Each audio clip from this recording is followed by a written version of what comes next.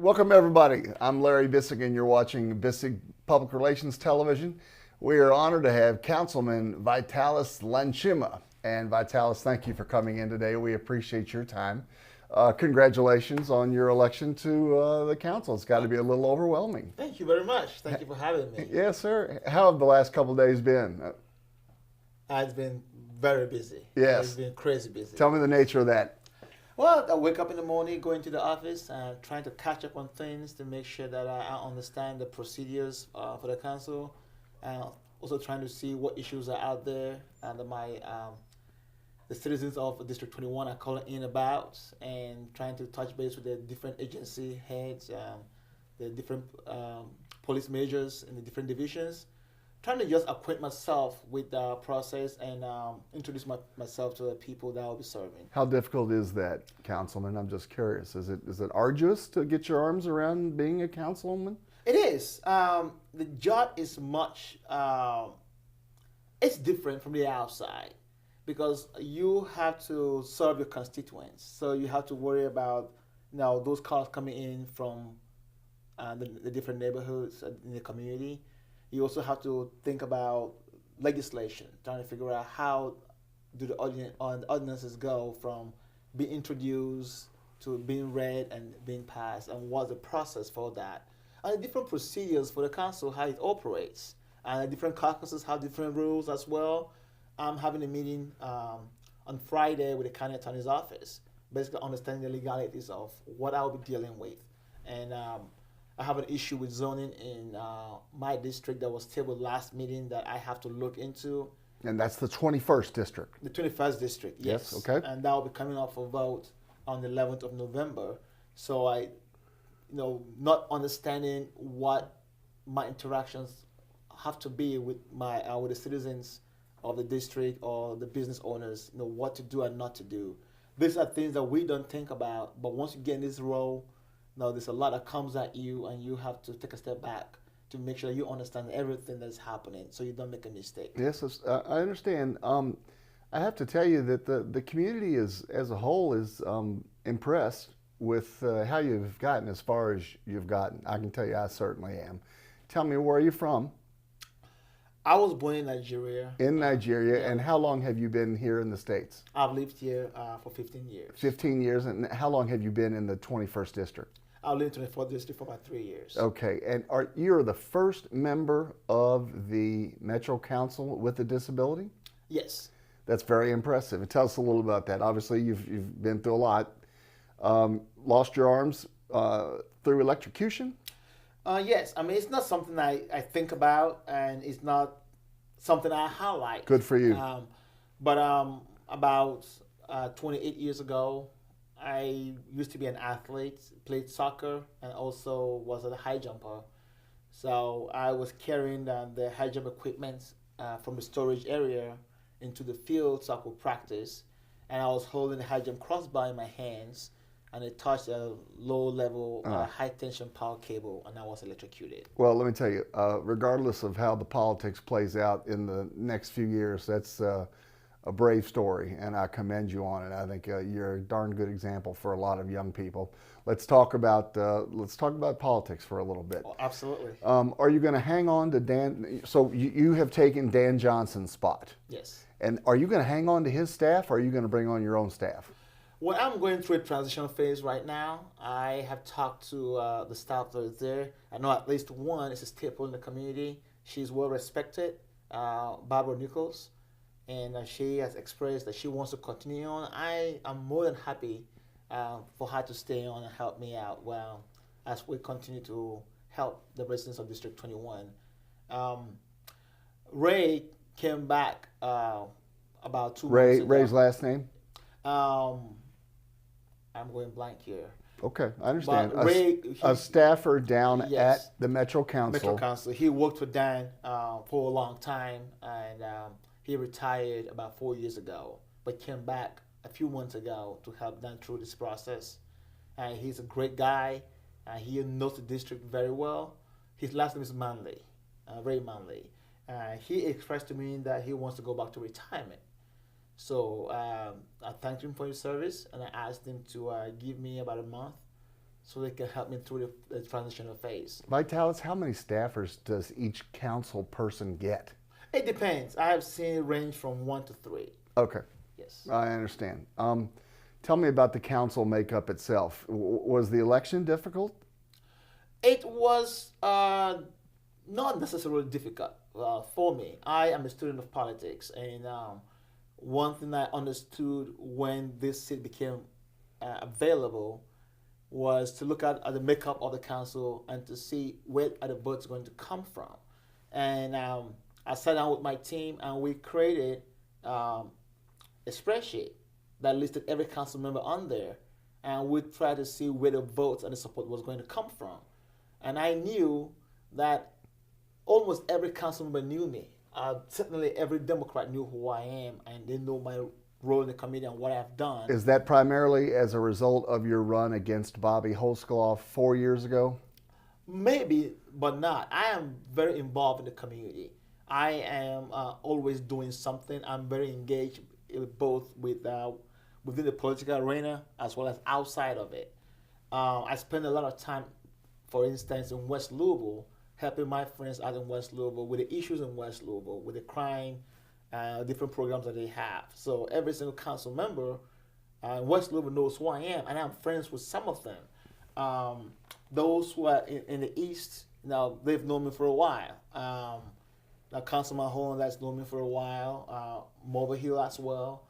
So by virtue of your civic involvement, the Metro Council members already knew who you were, and that maybe was an advantage. That was an advantage, and I don't take that for granted, because if you want to run for office, it's not about getting up on the first day and deciding to introduce yourself when you want to run.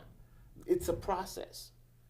People have to see that you've put in the work, and they've seen me over time. One of the things I listed on my letter of intent when I sent that in was the fact that when I arrived this country in August of 2002, I hit the ground running because I knew I wanted to be involved. So I ran for student council, and I was elected to the Bellarmine University Student Council because that was important to Bellarmine me. University. Yes. Yes, I understand. So I wanted to get involved. I wanted to help shape that community, and I was involved for the entire 3 years that I was there. Did you come by yourself, or did you have family with you, or how did that work?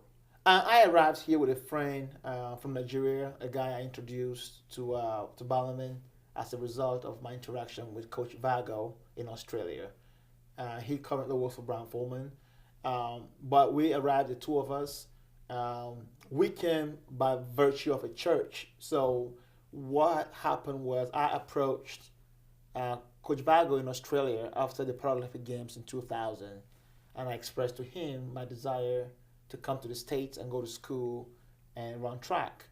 So he looked at my performances and was impressed by them and decided to give me an opportunity to come here and go to school. That's a great story. Yeah. Thank you. That's terrific. Congratulations. Thank you very much. So I introduced my friend, who we were great friends in Nigeria, and he couldn't make it to Australia, unfortunately, but he had great performance as well. So Vago accepted to give both of us a scholarship to come here and study.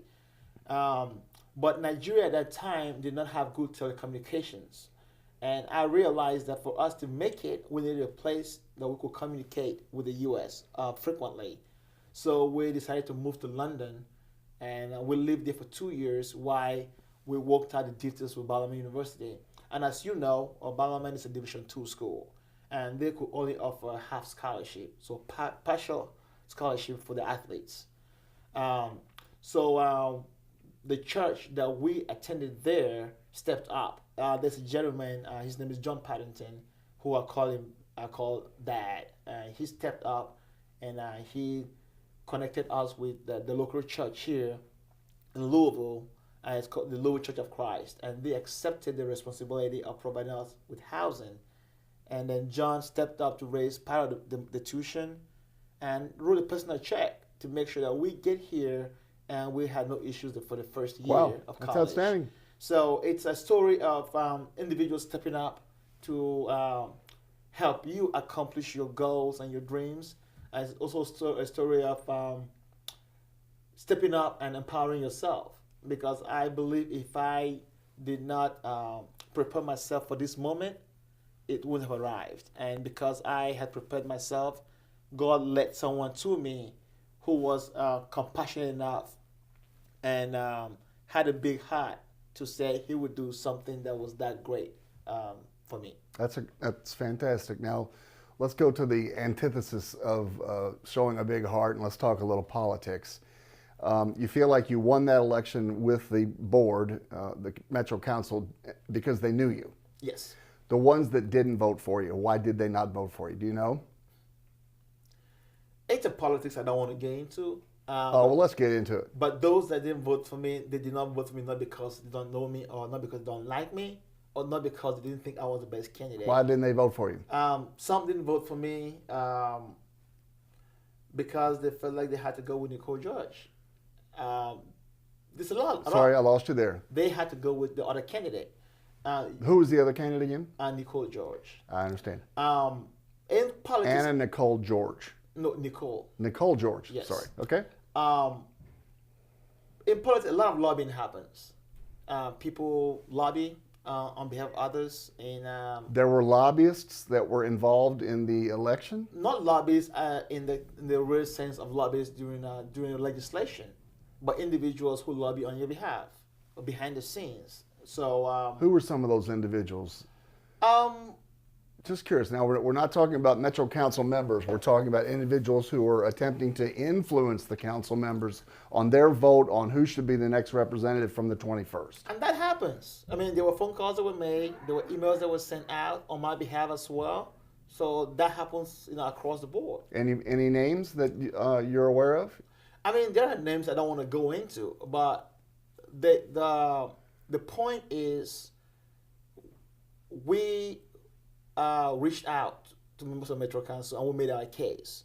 In addition to the interviews, there were phone calls and there were emails and people advocating for their candidates.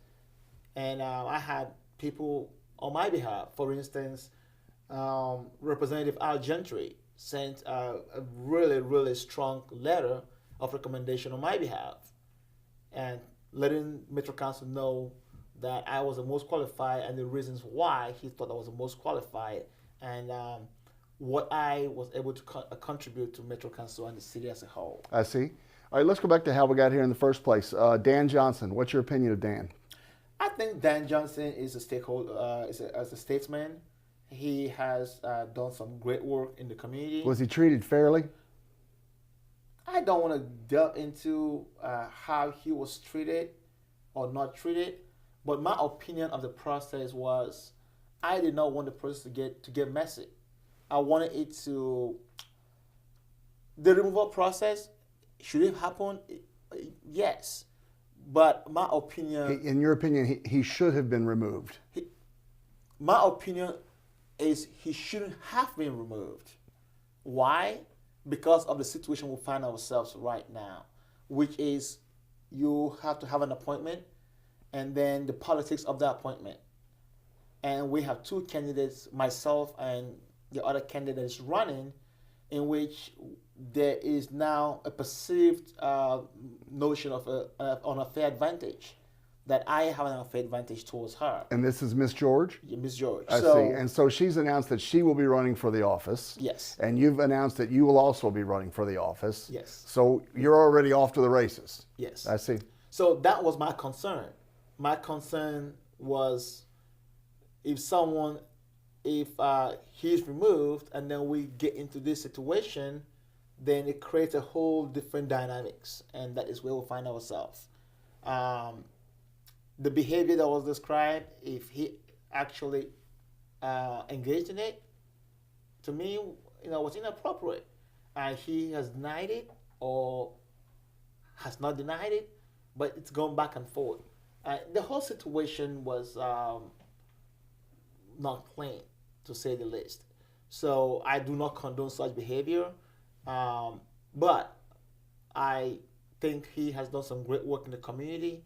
I respect what he's done. I respect his service, and he deserves the credit for what he's done. Is Dan going to run again, do you know? I do not know. Do you think he might? He might. He has every right to run if he wants to. I mean, there's nothing to barrier him from running. Okay, so that would create an awkward situation because I'm hearing you indicate that you would retain his staff, at least for the short term. If you're elected, will you retain the staff that you inherited? In regards to Ms. Nichols, absolutely will. How about Ray? Ray is helping me for the next 3 weeks. Then he's going back to retirement. Okay. All right. Let's get to some of the more difficult aspects of what we're dealing with.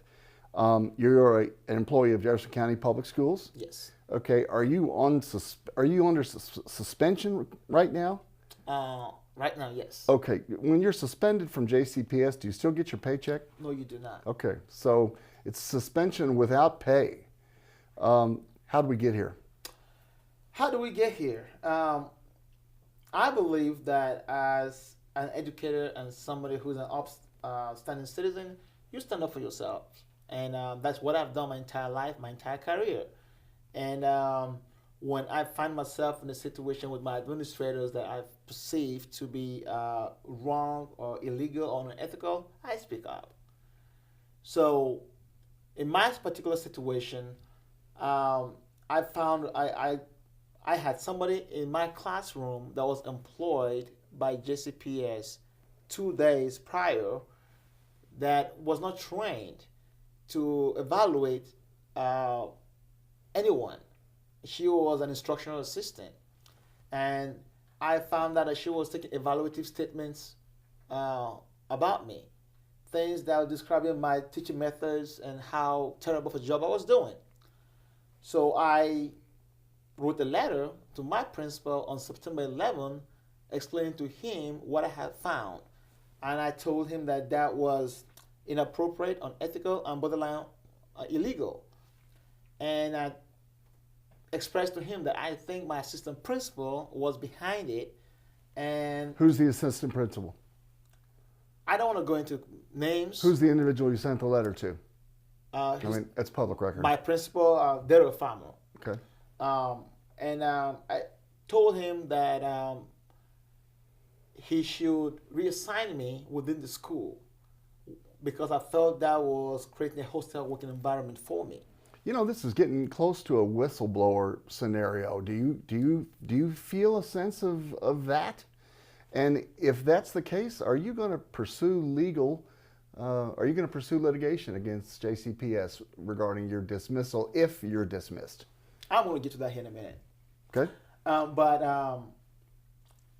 So when I expressed that to him, instead of him investigating, my concerns, he decided to investigate me.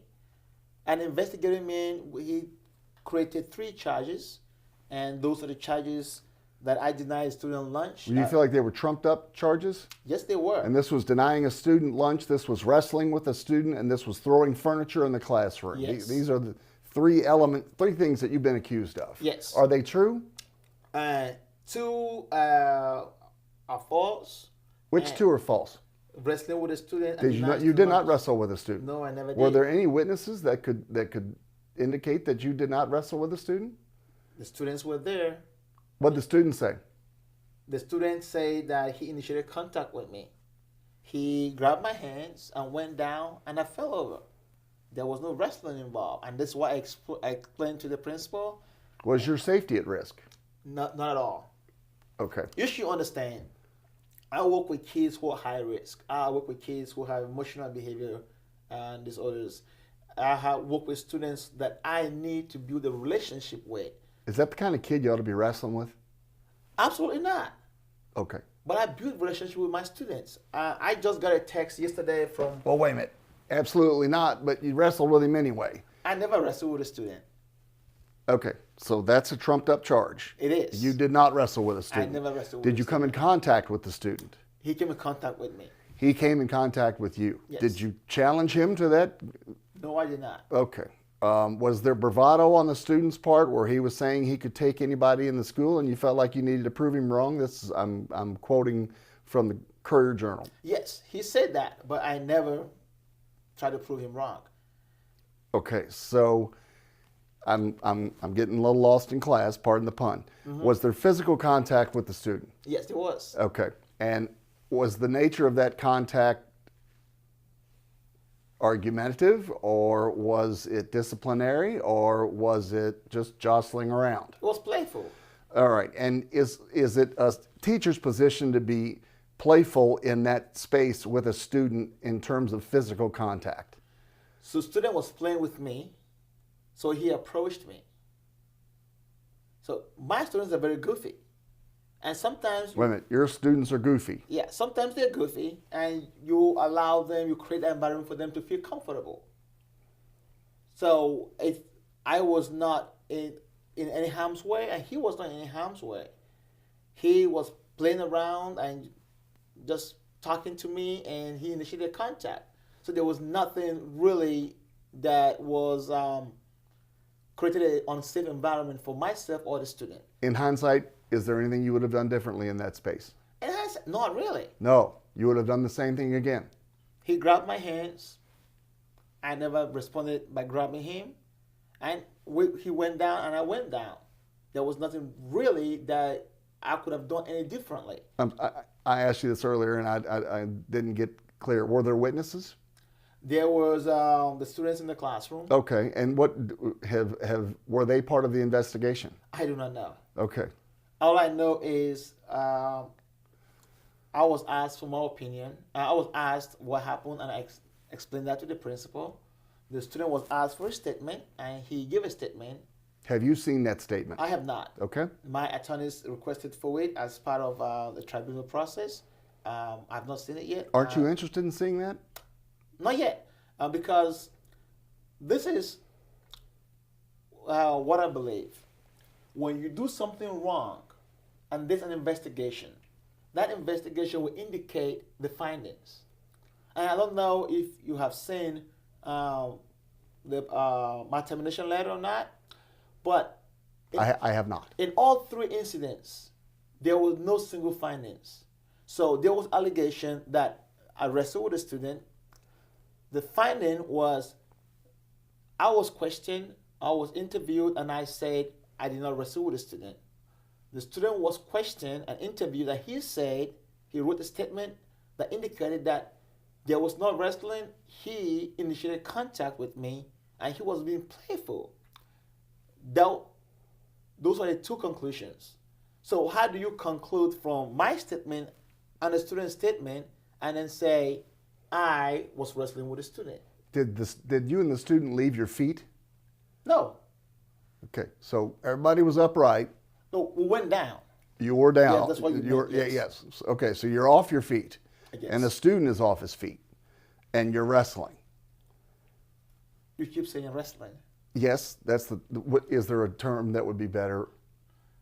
Wrestling is when you wrestle with someone. Yes.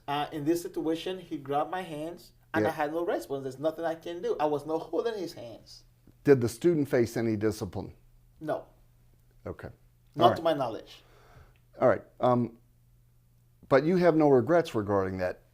Oh, not at all. And given the same circumstance, you would have acted in exactly the same way. Given the same circumstance, the only thing I can do if a student grabs my hand, being playful, would be, don't hold my hand. Is that the response that my parents or my administrators will want me to respond? Is that how you will want me to respond to your child who is playing with me as an adult in the classroom? I mean, there are only two ways it could go. So if he's been playful with me, and I have students all the time who, like I said to my principal, my students have different needs. For instance, just the day before I was suspended, I had a student who was having a really difficult time in the classroom. And I was having a conversation with the principal outside. He came right to me because I was the only one that could comfort him. And he laid his head on my chest. I was crying. And all I could say, it's going to be okay. Please don't cry. What do? Push him away because I feel like my job is going to be at risk? That is not why I took this job. I took this job to make sure that I will work with my students and help them be successful, no matter what it takes. And that is what we do every day. We put that on the line every day. And if the community is saying, or if my principal is saying that I should not put that on the line every day, I should not do everything it takes to help my kids be successful, then what should I do as a professional? So I understand. we work in a very difficult environment.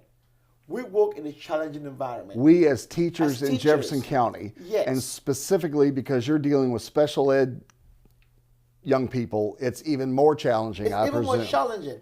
Some days in my classroom, I will literally have about 2 hours of instruction because I have a student who is roaming the entire classroom, throwing things, punching the computers, throwing desks. I'm clearing the class, bringing the kids back in. How often does that happen?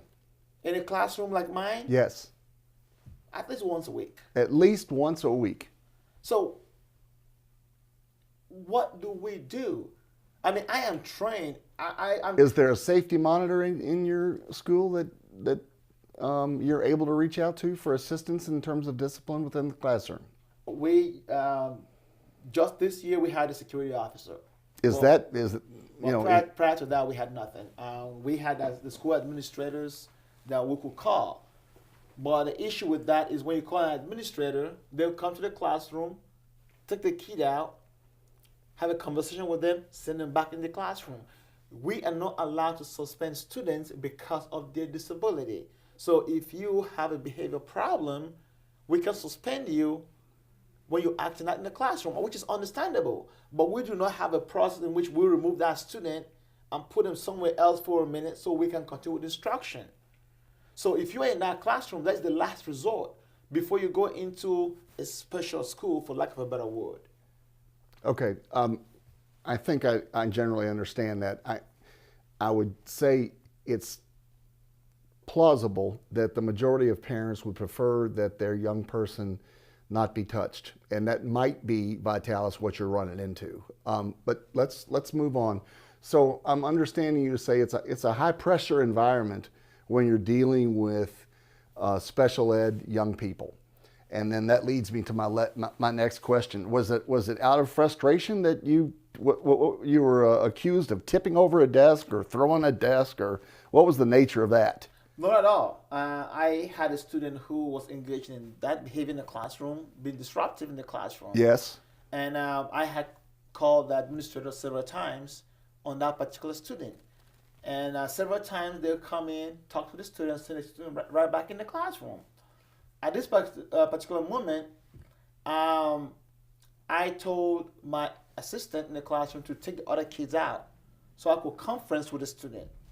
And our conversation went along these lines. So let me understand. The entire class is out in the hallway. It's out in the hallway. And the door is shut? Yes. And you're alone with the young person? With a young person. It was a safety officer in the room with you? No. Okay, so it's just you and the young person. Young person. Okay. And this is something I've done before on several occasions. On several occasions. Yeah, so I conference. Let me make sure I understand. I want to be fair to you. Mm-hmm. On several occasions, you've emptied the classroom and gone one-on-one with a young person in an effort to instruct them we conference. So I talked to them. I explained the reason why they should not engage in such behavior. And then you go back outside and bring the other students back in. Yes. Okay. And the reason why that is the case is some of the times when you get a student outside the classroom, when they're at that level of intensity, they might run away from the classroom. They might even leave the building. So the best thing to do is to contain them in that environment and just talk to them. So we were having a conversation, and I would explain to him on the reason why he should not engage in the behavior. And so that flip on the desk was my explaining to him, you should not go around cussing people out. You should not use certain words, and you should not flip the desk. And the student was standing just about where you were. I was about here, and the desk was over here. And so I was explaining what not to do. And so it was not an effort to intimidate the student. It was a conversation I was having with the student. Okay. Do you have anger issues, Vitalis? Those who know me will tell you that I have anything but anger issues. Okay. I have people ask me how I'm able to do my job. Okay, I understand. Meaning they ask you to mentor them on how they can do their job. Yes. Because they look up to your techniques. Yes. Okay, I understand. Let's keep moving. So you have a great opportunity in terms of being elected to the Metro Council, and your thirst for public service is admirable and pretty well documented. Did it occur to you to let them know that you were under suspension from your job, especially a job with public schools, as part of the vetting process? Did you ever think about it? Not at all. It never crossed my mind. It never crossed your mind to make them aware that you were suspended? Not at all. Why? Because to me, it was not an issue that I even thought about. Like I said yesterday in the press conference, my mom just found out yesterday. It was not something that was top of mind because I knew that I did nothing wrong. And I knew at the end of the day, I was going to be vindicated. So I was going through the legal channels, going through the process.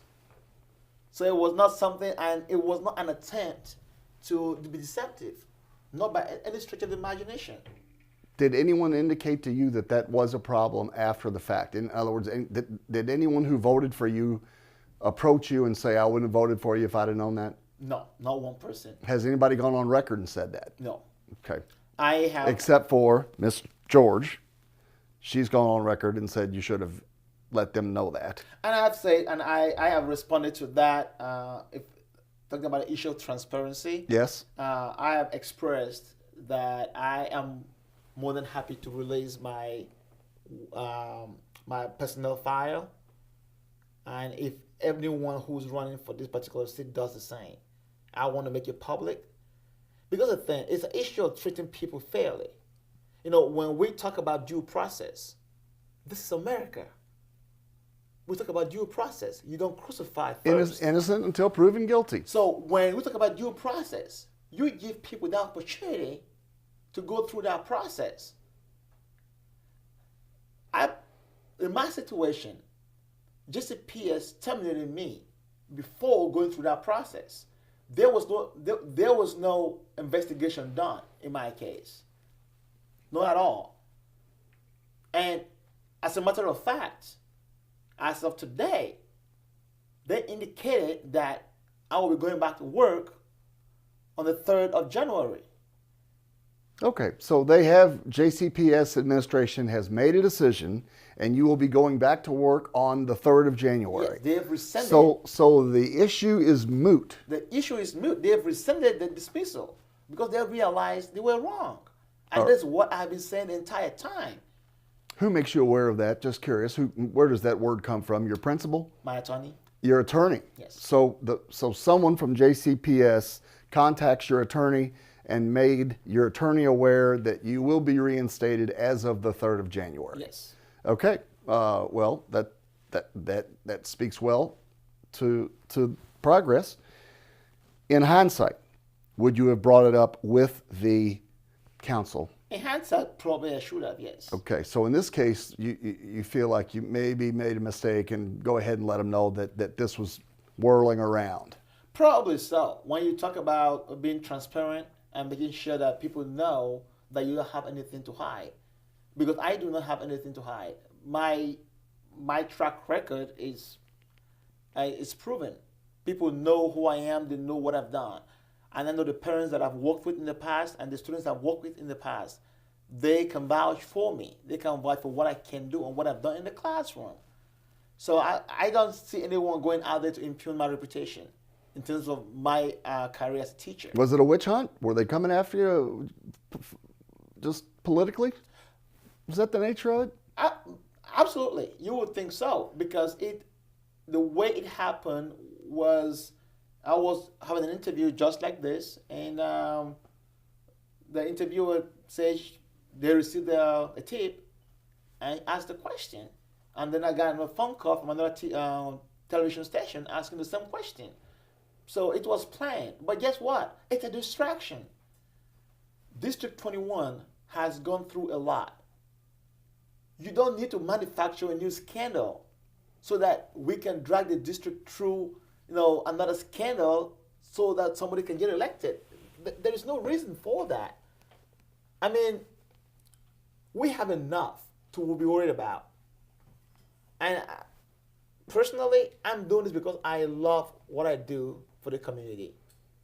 I appreciate the opportunity and I want to serve, and that's why I want to for the district. But now, in hindsight, as relates to the people of the 21st, do you feel like there's been more controversy or less as a result of a lack of full disclosure on your part regarding what you were in the middle of, that you had been temporarily suspended, and now here we are just a few days later and you've been reinstated, the entire issue is moot, and the only thing left is how transparent you were, and do you have the trust of the people in the 21st when it comes to these do matters? have the trust of the people in District 21. There are a few people who have made up their mind, whether for political reasons. I have nothing against them. But the fact of the matter is this. We have due process, and we have to let people go through that process. But we cannot make up our minds and say we rule people out because of certain allegations. Allegations are just that, allegations. I agree with that. Some of our viewers are going to say, yeah, but he probably should have let them know that he was in the middle of that process and that those allegations were being made for fear that it could come around and hinder the process or make someone who voted for you feel like maybe they shouldn't have voted for you, or cast an aspersion on you that maybe you weren't being as honest with the general public as you could have been. And that's the downside of it. And the only thing that surprises me a little bit is I'm not hearing much remorse in terms of would I have done anything differently. Now, in fairness to you, I'm hearing you say I would have let the council know that I was under suspension from JCPS at the time.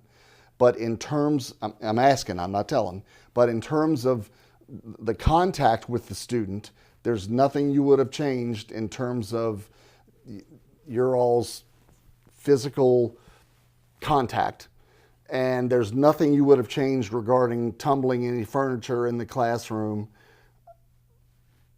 And am I understanding you correctly? In terms of the furniture, I probably would not do that again.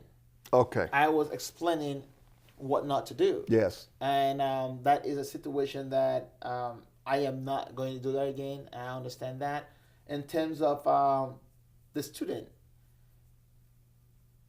what can I do to prevent someone from touching me?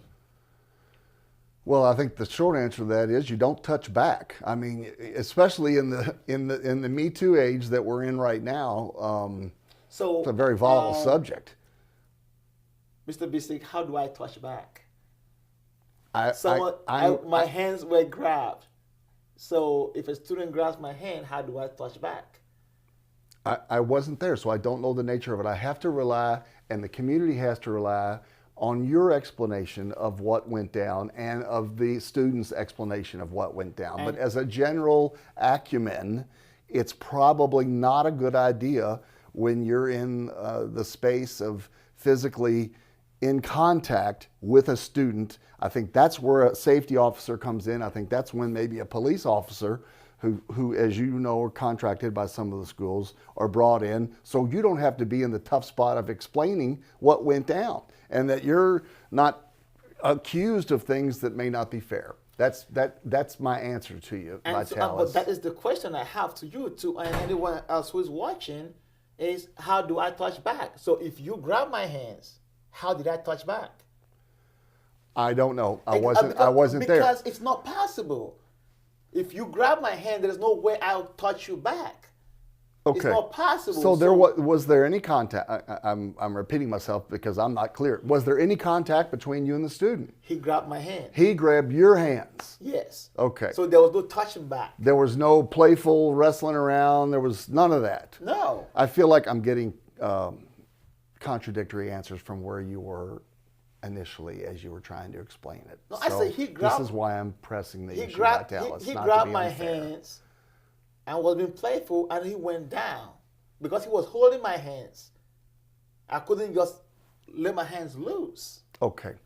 Well, you've been reinstated to Jefferson County Public Schools, so obviously they felt like the matter was not significant enough to terminate your employment, and it's behind you now, and now you move forward to represent the 21st District. I'm looking forward to that. What are the highest priorities you have in the 21st District?